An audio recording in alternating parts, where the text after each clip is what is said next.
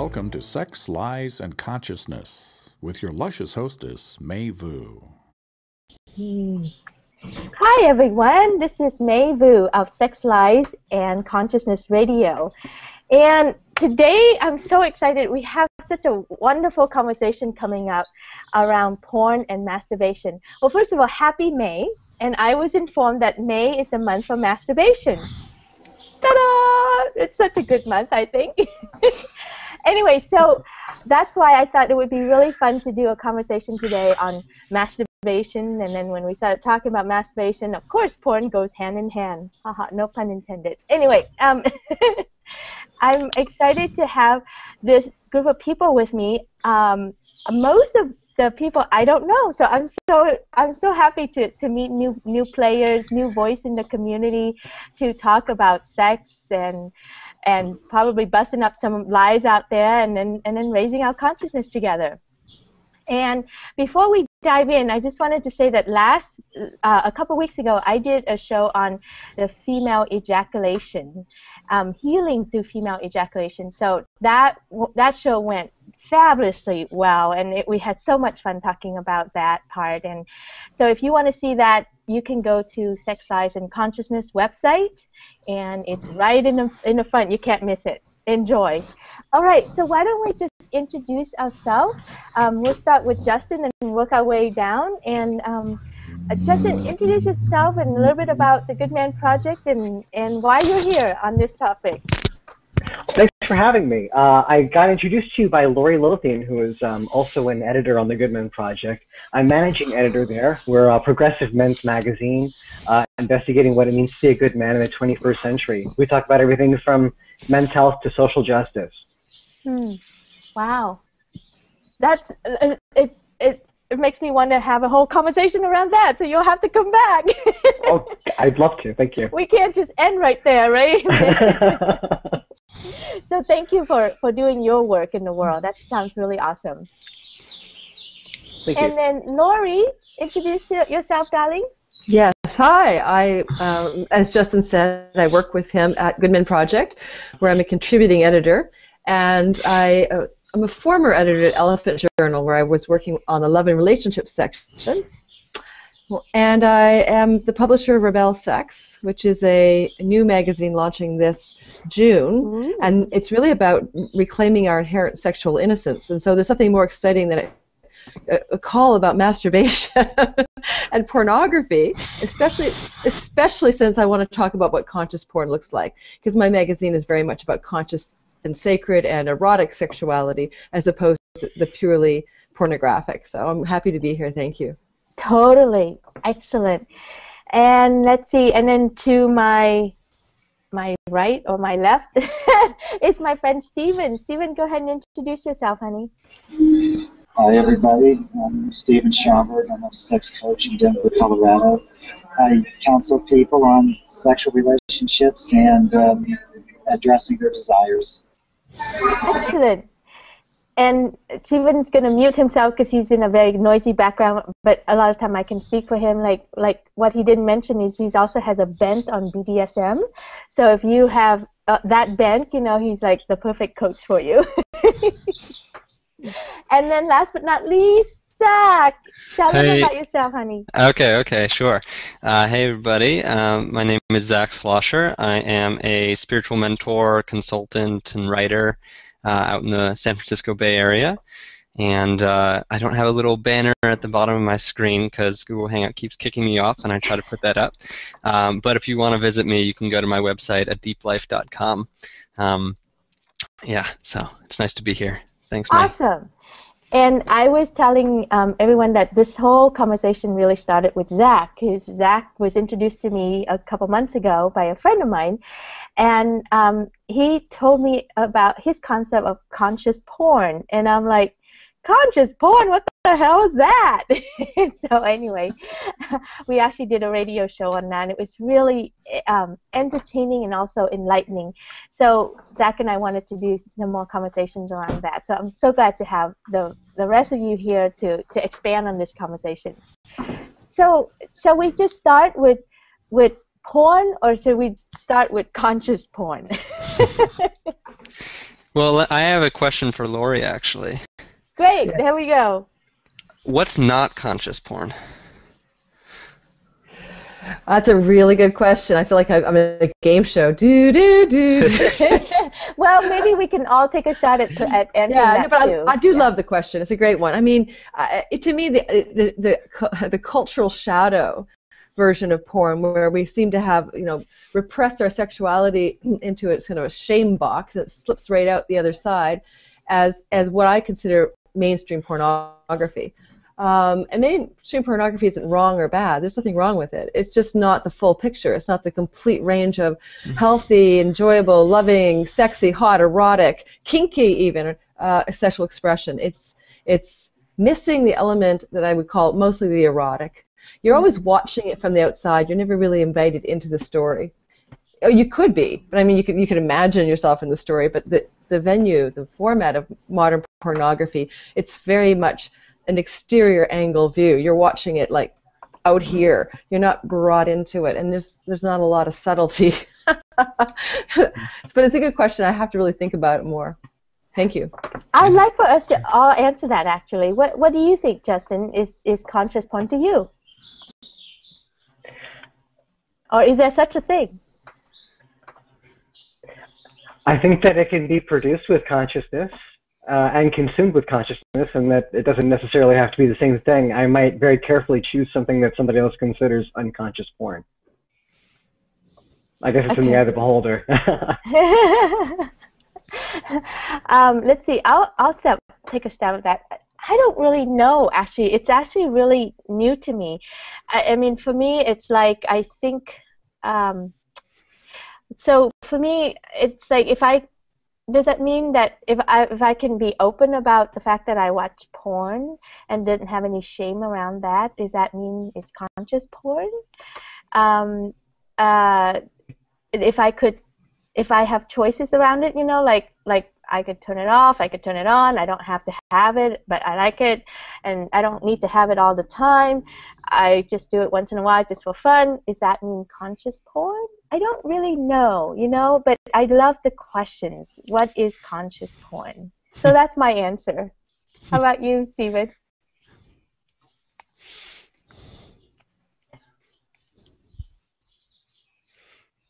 Stephen, are you going to answer? Sure, I didn't hear. What is conscious porn for you? I'd say conscious would be whatever the person wants at that time, at that moment. What I believe that perhaps Lori is looking for is to someday have a few other things presented to the people and watch if they will go ahead and bite anyway. And I think that if a few things are out there for the people, they will at least try, some of them anyway. That whole genre is broken down into all kinds of specialties, and every little specialty seems to have a following, I should know.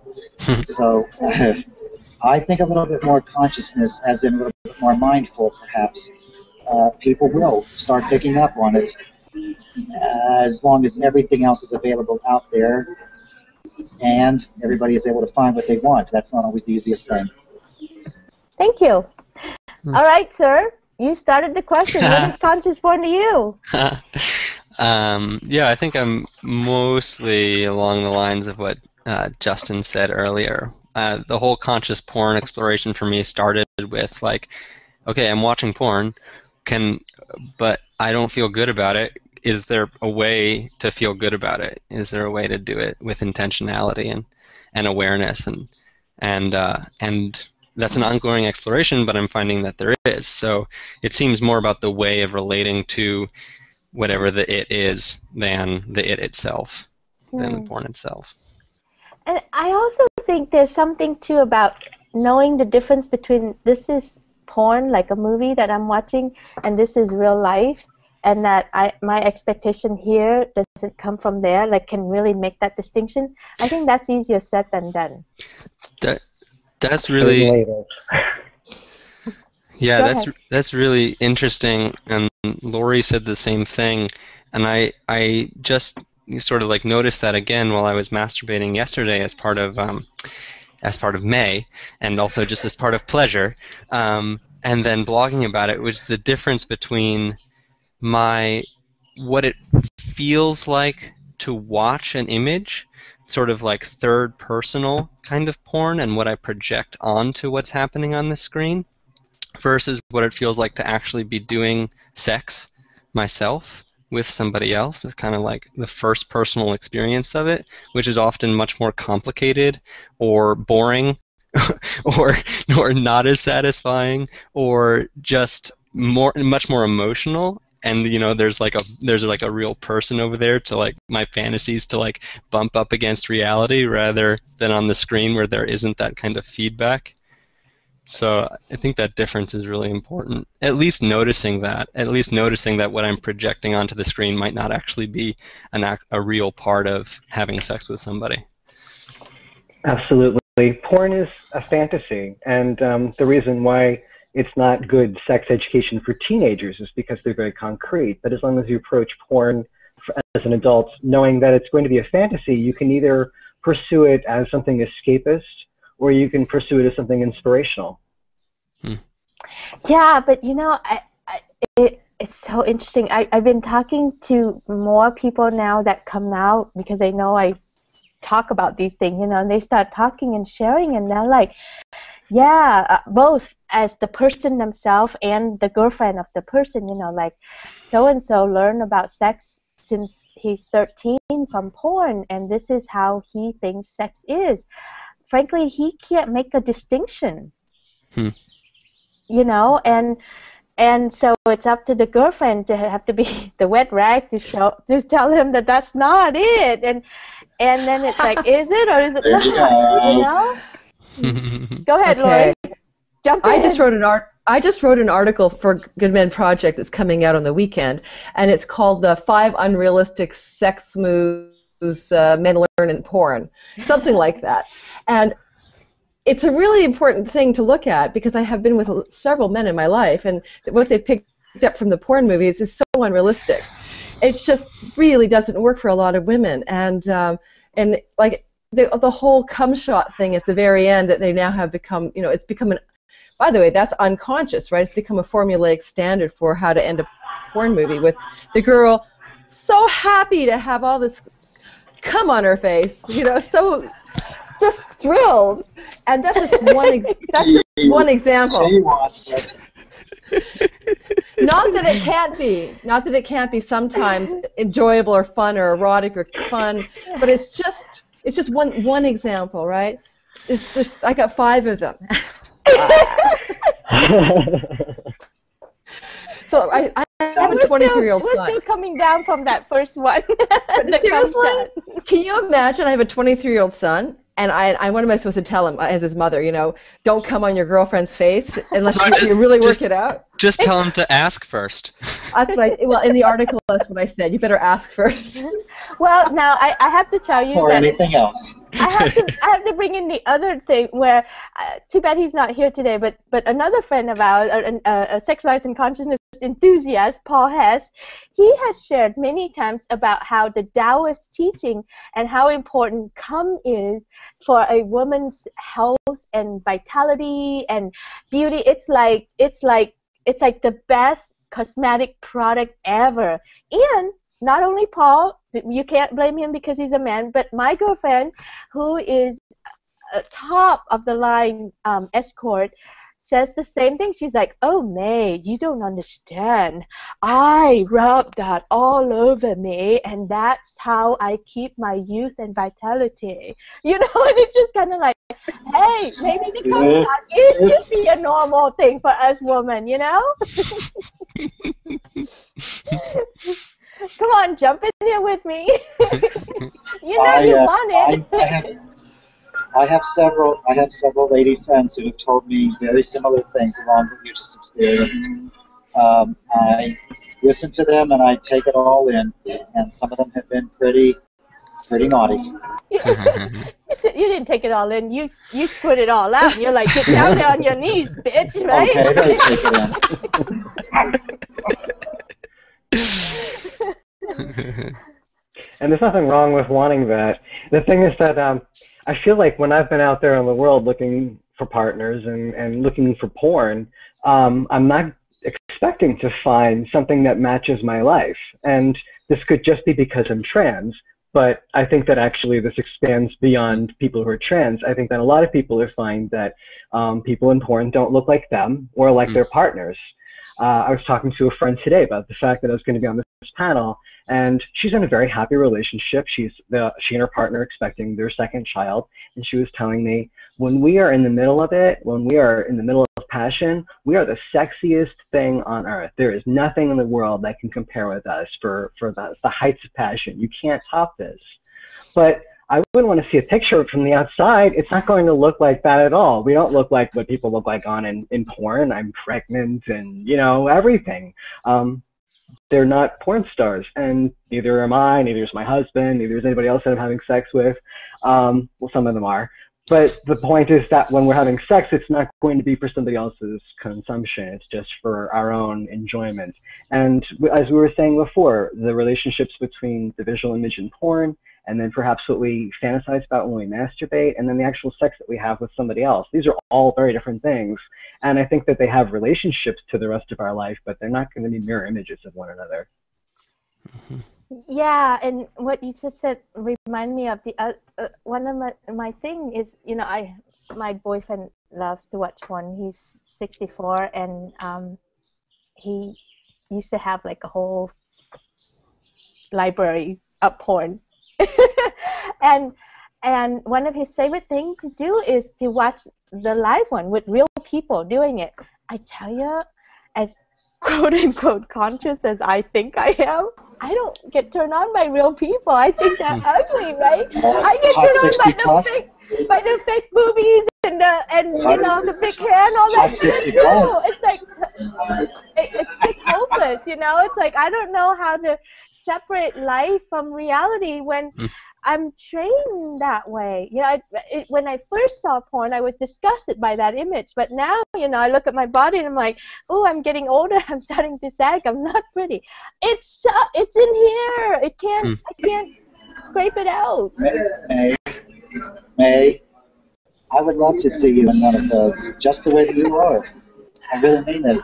Many people would pay good money for it. Yeah, I don't know. I think there's something really. The reason why I do these shows is to get closer to this thing, and not from a righteous place of like porn is bad or whatever. You know, I just want to put my arms around this thing if I could, because it's so predominant in our society. It affects, you know, from pre-teen to teen to all the way to the day we die, and we don't talk about this enough, and we don't get to wrestle with it together, you know. So I think it's so important. I think that's a very noble cause, and the point is that we already live in a world that's saturated with porn, May. Yeah. And the only thing that we can do to make something better out of that is to add more knowledge about porn, because we can't take the porn away. No, it's not going away. It makes way too much money, and a lot of people have it so invested in there, right? So let's talk about, like, how does parents deal with porn? Because that is a big thing, right? When the parents catch their teenager daughter or son, and then it's just chaos and mayhem. And what should we talk about around that? Because I think that's a biggie, you know? Perhaps talking at all, the way that you do with your daughter. You're very good at that, and I feel that when people are a little bit more open with that with their kids, they probably won't have a lot of huge problems when the kids start to get into that. If they know they can go to those closest to them, which is usually their mom and dad or both or whatever, with the questions, I'd say they're less likely to have it to go to somebody else who may have twisted answers for them. How about you, Lori? I actually had a discussion with my son a few years ago about it, because I found he was watching a huge amount of porn on his computer, and there's nothing you can say that's like going to be at that point, you know. there's no taking back what is already observed and done. So my way of discussing it with him was, you realize that this is not the full picture, that this is not representative necessarily of your real sex life to come, because he was 14 at the time. 14, 15. So that's about all I could do, and I wish there was alternatives to give to him. At that time, to say, 10 years ago, go to this site. This is a little bit more representative, or this is at least a broader range of expression than the formulaic. There's just something about the modern porn industry where it's fixated on certain scenarios that are repeated over and over again, and certain formulaic ways of having a shot done, and it's never about pleasure, and that's what I really find challenging. Isn't sex mostly about pleasure and also intimate connection with your partner? But all you see in these porn movies is like graphic sexual camera angles, and everything is angled to getting those camera angles. Like, it's never about the comfort, pleasure, sensuality, or connection of the actors. You can have actors having those things happen. Well, that would mean they would have to be able to act, and that's a problem. They couldn't act. How is he, Lori? How is he doing now? I'm just curious. He's fine. He has a girlfriend, and he has, I think a healthy relationship with her. I'm not. Actually, I'm going to say I do know that he has a robust sex life. That's going to happen at 23, I hope. Unfortunately, he lives in the basement suite below me. Lori, it sounds to me as if the entire industry couldn't kill him because you were around to give him some guidance, even if it wasn't as much as you may have wanted to. It sounds like the guidance was available, and maybe he didn't turn into some sort of a terrible monster over it. And I don't think porn. Yeah. I'm sorry. I don't think porn can I don't think porn can change somebody's temperament or create a completely twisted individual. But I think it could actually take somebody who's on the edge of not really understanding their own sexuality, or I don't know. I'm trying to imagine a scenario where somebody can be so lost in porn and they become addicts, and that does happen. I've read about it. I've had writers write about it. So that if you're going to fall into an addiction, and the operating system is pornography, and it's teaching you about this is how your sex life really is. It's not personal. It's not really pleasurable. Those are just two messages that porn is giving out there. And I'm interested in what Zach has to say, because here's this young guy. I think you're in your 20s, Zach. Yeah, 25. 25. How do you feel about pornography as a man in terms of what you've lessened from it growing up before you went conscious in pornography?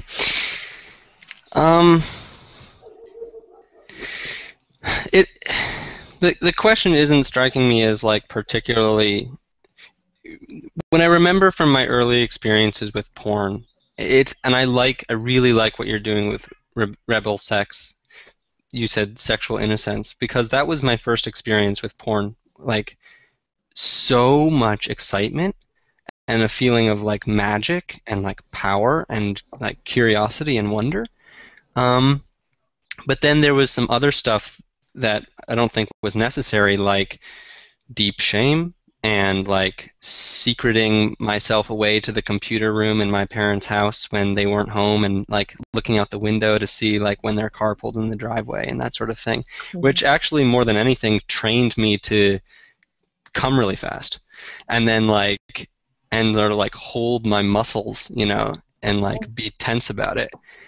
And then I dealt with that in ways that weren't all that productive later. So it's this whole kind of cycle. I don't really think porn. It's hard for me to relate other than my relationship to porn, rather than talking about porn like as a whole or something. But. Right. Well, I'm thinking like, okay, I have an 11-year-old daughter, and her friend who's 12 is already got caught for watching porn, and all big hoo-ha happened in her house. And my daughter is not quite there yet, although my daughter is actually very mature around her conversation around sex, just because I've had mature conversation around sex with her. But I really don't know what to do around porn. Do I introduce the subject to her and said, here's the porn site, here's what it looks like, you want to watch one together so that we can talk about it? You know, like that's where all the old alarm goes off, like, inappropriate. But she's gonna be doing that with somebody, so if she could do it with me and learn to trust that with me, then I have a shot at helping her understand this thing, right? But I don't know, you know, I don't really know if I should bring that up or not. Actually, Stephen, did you want to say something? Go ahead if you want to. Yes, I'm sorry. I thought, suppose you would simply ask her, rather than waiting for her to ask you. Just ask her what she thinks of it, or this or that. How would that sound? I have, you know, and she has very minimal words around it. She kind of like, I don't know, I hear that word, but I don't really know what, you know, I think she's embarrassed to talk about it. So it's better for her to err on the, I don't know. Okay, or is it okay to wait a short time? Perhaps it isn't really that big of an issue with her yet. The point is, you know, like like as a mother, we toilet train our kids, you know, we introduce these things to them, and then we wait and all that stuff, right? And then we show them how to use a fork, or in my case, chopsticks, right? And when do I start showing her about sex? You know, I talk about it, so that we gotten that far, you know, but when do I say, okay, honey, you know what, May's for masturbation. Let me tell you about masturbation, the kind of way that, you know, school don't talk about. Let me show you what masturbation look like. Or, well, actually, you've been doing masturbation, so let's, you know, keep going. You know, yeah, we sleep in the same bed, so you take your time in the bed and do your masturbation. I'll be in the kitchen, and when you're done, just let me know. Like, can I say that? You know, is that really okay? You know? I hope so. I tried something like that with my son when he was very, very small, you know, because little kids touch themselves. Yes. So when he was doing it out in the living room, I just said that that's great and it feels good, and it's a private thing. We do it alone. So I just, you know, sent him back to his bedroom to do it. I don't think that you should watch porn with your daughter. I mean, that's my opinion. Just like I don't think you should masturbate with her, because I think that that's crossing the line. I think that masturbation is something we either do alone or we do when we're consenting with a partner and we're old enough to do that with somebody that we choose. We shouldn't do it with our family members. I don't know. You know, that's how we were raised, but how do we know we shouldn't? Perhaps allow the kid to innocently, on their own, find out for themselves and not produce a lot of shame around it, and just continue to let the kid know that it's okay for them to talk about it with you when they want to talk about it, when they have that, so that you don't force the issue on them in any way. Lori? I have a daughter too, and she's 13, and I talk to her about it before she's 13. Because at 13 they don't talk to us anymore. They don't talk to you. They don't want that. You don't want that time, you know, to be gone. This window of innocence and sweetness at 10, 11, 12, where they're willing to talk to you. So I think any discussion you have is better than no discussion. Anything you want to say at this point is going to be heard. So it's always good to make inroads. Yeah, I know. I hear parents said, that's inappropriate. She's too young. And I'm like, what, you're going to wait till she's 13 or 15? There's no way. The door is shut. You know, this is it. Mine is 11, and I can just see it. It's like, I got 1 good year left. I better make some good inroad, and that's it. I got to let go from then on, right? It's so crazy. I think the most important message that we can continue to give our children, especially through puberty, is that we value them. We think that their bodies are precious, and that their bodies are a valuable gift to themselves. The ability to feel pleasure is a valuable gift to have for yourself. I was talking with a sexuality educator, and I asked her, what is the question that our teenagers aren't going to ask us, but that they really want to know? And she says, this is something that no boy is ever going to say to their parent or cop to anybody else, but what they really want to know is, why did you stop hugging me? And that blew me away when she said that. And it made me realize that this is all of a piece, that if we don't teach children to continue to value their own bodies, if we suddenly start giving them the message that they're untouchable, that they're dirty, then how are they going to feel about their sexuality? That it's something dirty, that it's not something valuable to be treasured. Mm-hmm. Yeah.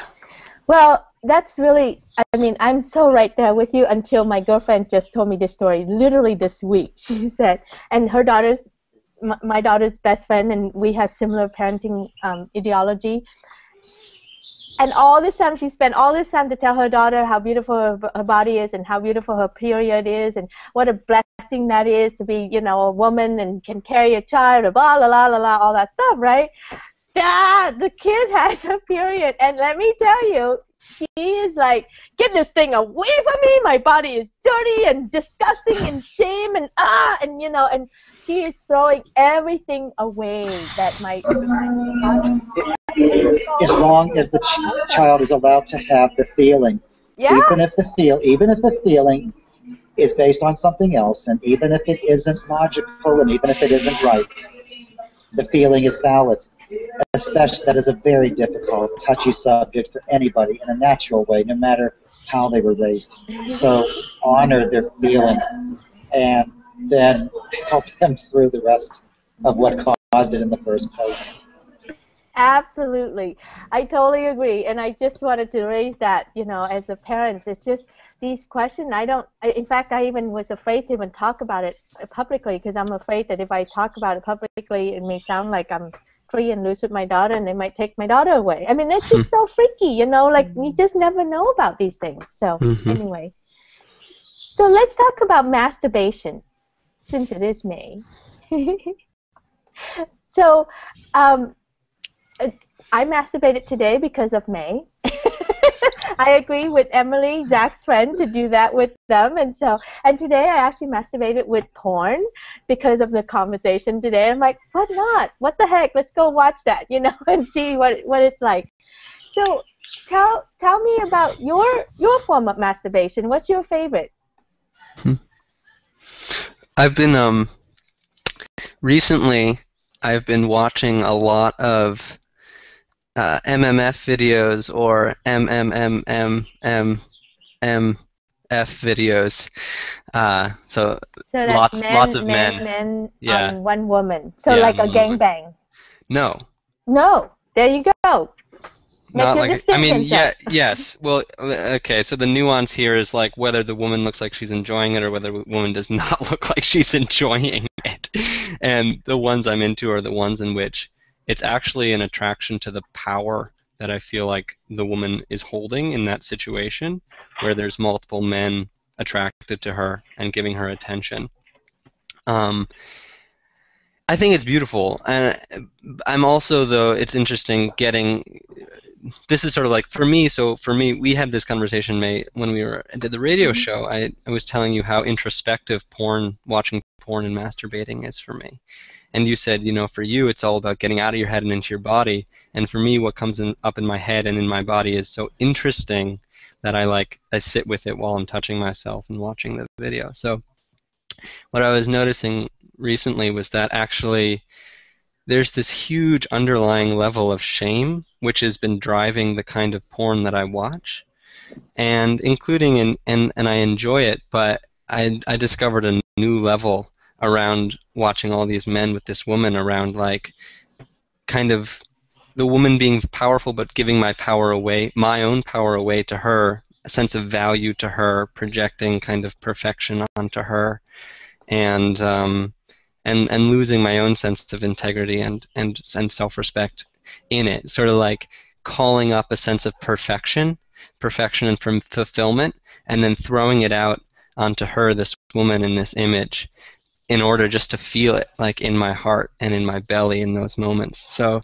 seeing that was really helpful, because like it was just tied into a bunch of other old stories and old beliefs that have been affecting me a lot lately, and so I feel a little bit free of those things now. That's beautiful. That's beautiful. See what porn can actually do when somebody actually tries something different. Yeah. Any thoughts, Justin or Lori? No, I thought that was an amazing story. I really, yeah, I honor that. It really is. It sounds like something actually to aspire to be more embodied during masturbation.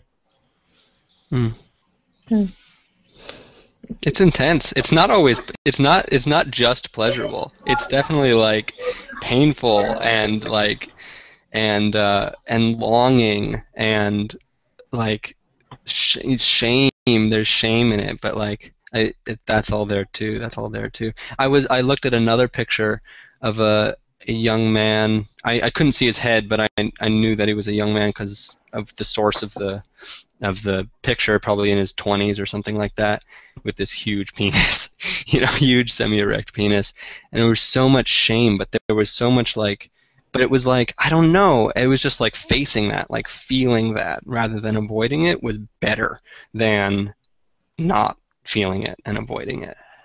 So I masturbated to that. That's just amazing to me, because if I do that much thinking when I watch one, I wouldn't get turned on. I mean, that to me is now I'm in my head analyzing, thinking. It could be like this, I'm working, I'm thinking, and I'm not down there, So to hear, every time I hear you say that, Zach, I always kind of go, wow. I for me, I had to shut off. I shut off all my intelligence. I shut off all my thinking and my logical. I shut off all my, and anything consciousness about it for me, so that I can just get in on the feel of it and just go for a short ride and get myself off. And so, it's just so fascinating to hear you talk. Yeah. I think I don't know. I think there are times when I could be. People might say that I'm a little overly serious, or kind of like I don't know, heavy or something, or focused on what's profound as opposed to what's like light and fun. But this is just my way. I'm so glad that somebody can aspire to that at such a young age.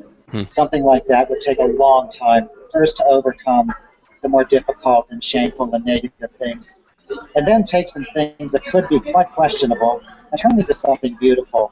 Now, if a few others could do the same thing at the same age, we might all be able to learn something. I have a doubting mind. Is it okay if I play devil's advocate? For me, there's a voice in my head that goes, huh? I think you're just finding excuses to watch porn. Like you're calling it raising consciousness so that you can watch more porn, and then you're like saying, yeah, I'm feeling the shame, baby, I'm feeling the shame. Let me just feel that shame some more, And so that to me, that's the cynic in me that's saying that. I'm all like, remove the shame, then just say, I watched porn today. I watched 2 hours. I'm done. There you go. Let's go do other things. So anyway, that's just my crazy talking. Yeah. I mean, I don't think that's true, but I'm glad you say that. I think for me, I mean, because it was the opposite way around. It's like I'm watching tons of porn. How do I do something with this, rather than waste energy by beating myself up about it in addition to doing it anyway? So like, why don't I just like align myself so that I don't waste energy here? It's like I can be pleasurable and whatever else it is too. I can use it if I want to. I don't know. And is it like therapy? Is it an I don't know. Like, are you gonna like not be shameful anymore, or I thought that solving something, or what? I thought that for a while. I thought I was done with shame, and then I discovered more shame. Yeah. So I don't know. Welcome to the human race. Yeah. Yeah. Justin, come on in, honey. I'm trying to think of how I can really contribute to this conversation without giving you how I wank, which I don't know if I really. We don't know each other that well. Oh, come on! I'll show you but how I'm I like, wank. okay, well, what am I willing to tell you about it? It's like, well, I'm willing to tell you that I'll take a good amount of time with it. It's not a 30-second deal for me, and that I'm not a big user of porn. That I've got a much more vivid imagination than anything I can find on the internet. Yeah. Fun.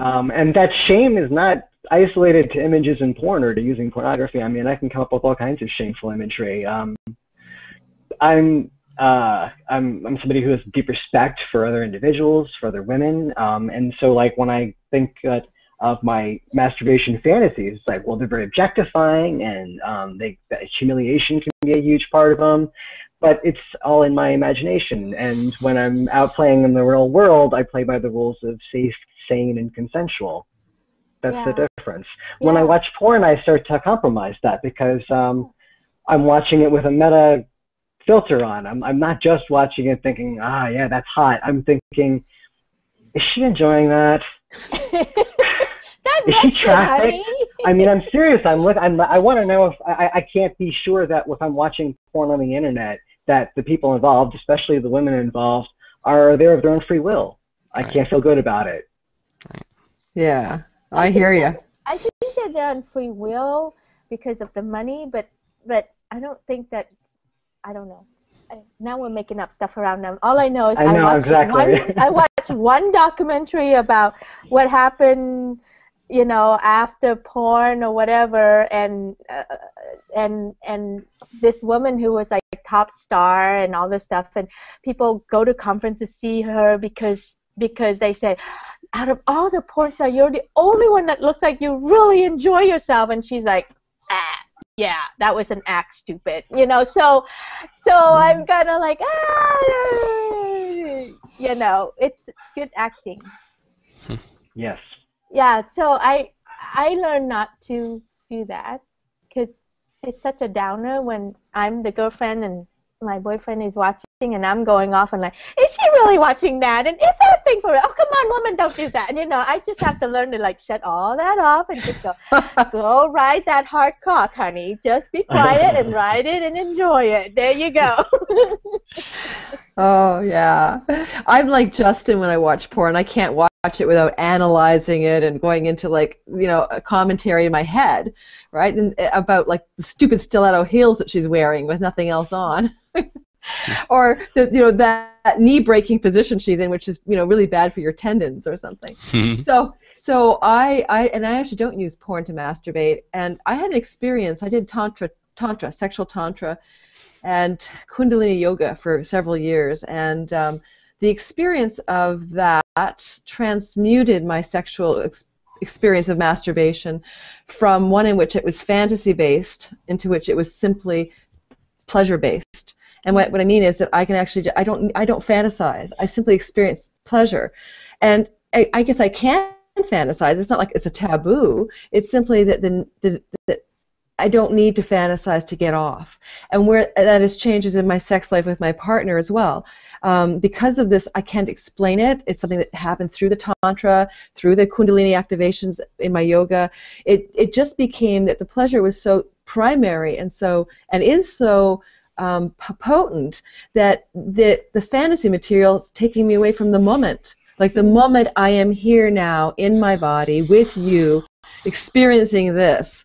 So I'm not to say there's anything wrong with fantasy, and if I was to do anything in terms of, you know, kink and stuff, that's a whole other ball game. I'd still be in the moment. Like if I was in a dom submissive situation, which I played with, I'm not then fantasizing about it. I'm experiencing it, right? Well, kink is it's hard to fantasize about it because it's so in your body. I mean, like he's inflicting pain, pressure, whatever on it. So you're here in your body. I agree with you around that. But when it's not that, you know, when it's not that big of a sensation, then my head kind of floats off, you know. Yeah.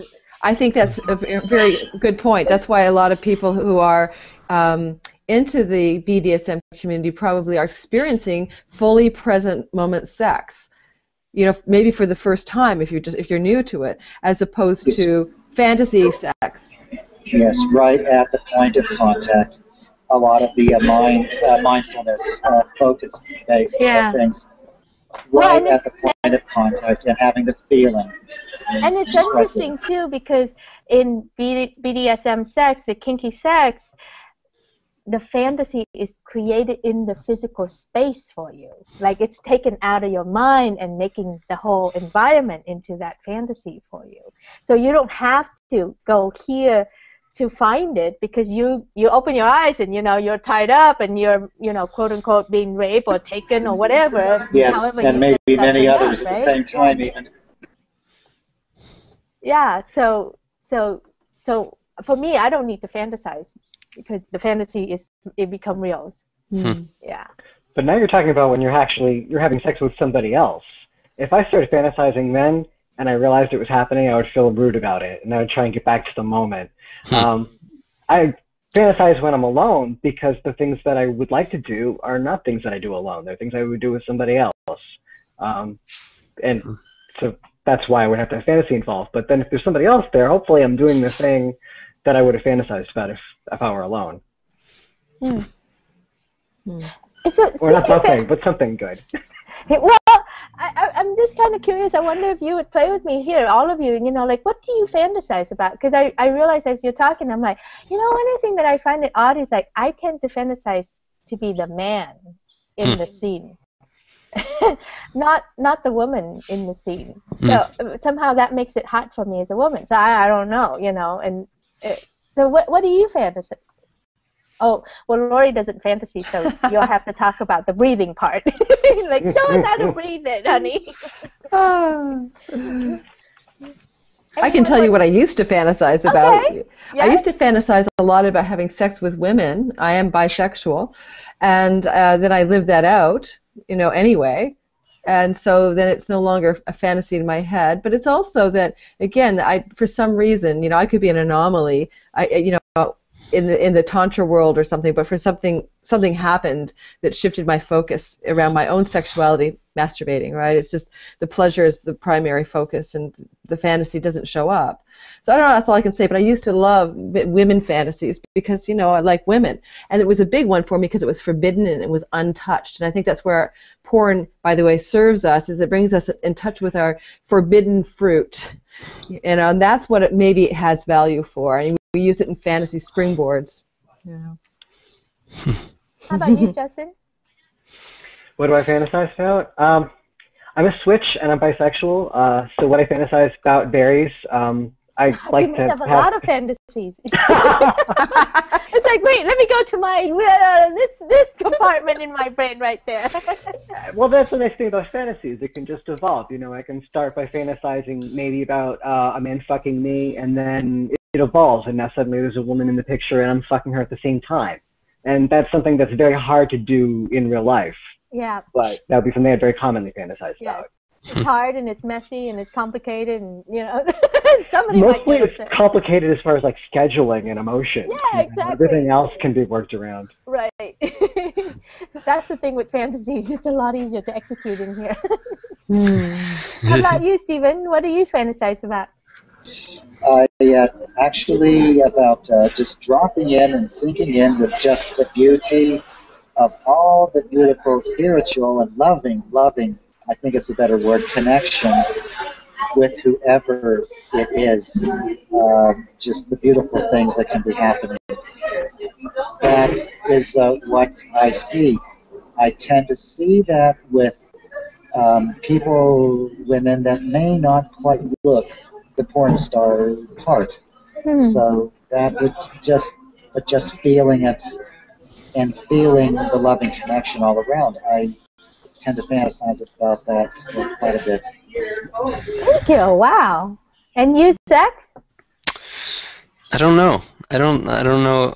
I one thing I can say is I fantasize about my former partner. But other than that, there's no general themes really. And No even setting. that'll be temporary too. But there's not like recurring things for years and years or anything like that. So does that mean you don't fantasize and you just watch porn, or what? I watch porn a lot. And what does a lot mean? Well, I mean, when I masturbate, I'm usually watching porn. Yeah. Would that but- mean 3 times a day, or what? No. No, I just mean like in terms of like when I'm masturbating, it's not often that I'm alone, that I'm not with the computer, which is also interesting. But when I do, I don't know. It's always experimental. It's experimental. So sometimes I'm just in my body, and see what that's like. Sometimes I'm like, you know, yeah, I'll be a woman and see what that's like. Sometimes it's like having sex with a man, or having sex with multiple women, or I don't know. It's just different things. There's not like major themes or something like that. Awesome. Well, we're gonna end there, but Wow. before we leave, did you have anything to add, Lori? No, but I'm just surprised and delighted to hear that you added sex with men in there. And I said that because, you know, there's so many men who watch porn and they're very hetero, and a lot of the porn industry, unless you're watching gay porn, you know, there's just, you know, mono focus. So I just want a quick question: is Zach, will you watch gay porn, or do you watch hetero porn but get off on the guys too? I don't like I said, it's more like exploration. Like, this exists in the world, so what's it feel like to be that? Okay. You know? So I'm not. Yeah, so I don't generally watch gay porn. I just go with whatever, and because I'm mostly straight, you know, whatever this spectrum means. I'm mostly straight. So yeah, so generally not. Yeah.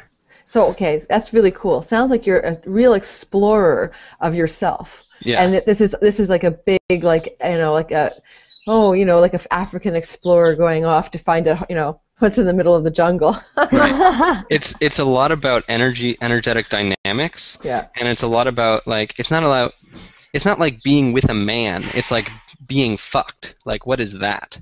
And rather than doing the fucking or something like that. So that's the thing. Okay. Yeah.